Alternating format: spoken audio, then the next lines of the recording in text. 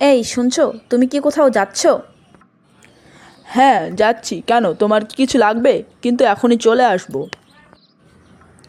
হ্যাঁ, আমার মুখে মাখার ক্রিমটা শেষ হয়ে গেছে, আসার সময় যদি তুমি একটু নিয়ে আসতে। কেন, তোমার তো আজকে দেবসেনাকে নিয়ে বিকেলে আবৃত্তি ক্লাসে যাওয়ার কথা, তখন একবার নিয়ে চলে আসবে। আজকে ভালো লাগছে না আবৃত্তি ক্লাসে যেতে, ভাবছি আজকে যাব না। কেন যাবে না আবৃত্তি ক্লাসে? আজকে ভাবছি একটু ছেলে আর মেয়েকে নিয়ে মেলায় ঘুরতে যাব। টাকাটা কে দেবে তোমাদের মেলায় ঘুরতে যাওয়ার? কেন তুমি দিবা, কেন দিবা না? তাই বলে আবৃত্তি ক্লাসে না গিয়ে মেলায় যাবা? আমার কি আর আবৃত্তি ক্লাসে বেতন দিতে হয় না? আমি খেটে খুঁটে টাকা নিয়ে আসবো, আর তোমরা মেলায় গিয়ে টাকাটা নষ্ট করবে, টাকাটা উড়াবে। থাক থাক বাবা, অত কথা শোনার থেকে আবৃত্তি ক্লাসে যাওয়াই ভালো। আমি তো তোমাদের আর আবৃত্তি ক্লাসে যেতে মানা করিনি।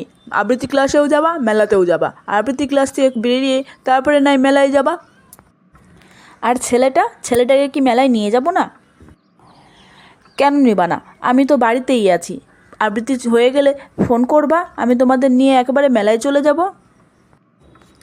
বাহ, বুদ্ধিটা তো ভালোই দিয়েছো। হ্যাঁ, ভালো তো হবেই, বরের অনেক টাকা ধসানো যাবে না আজকে।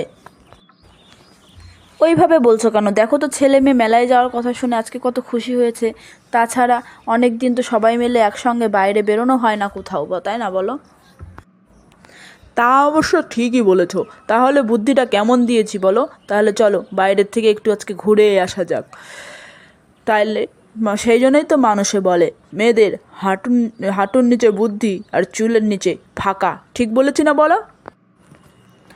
তাহলে আমাদের ভিডিওটা কেমন লাগলো বন্ধুরা?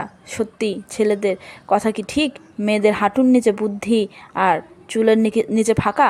যারা যারা আমাদের এনার এই কথায় আমাদের একমত, তারা তারা কমেন্ট করে জানাবেন।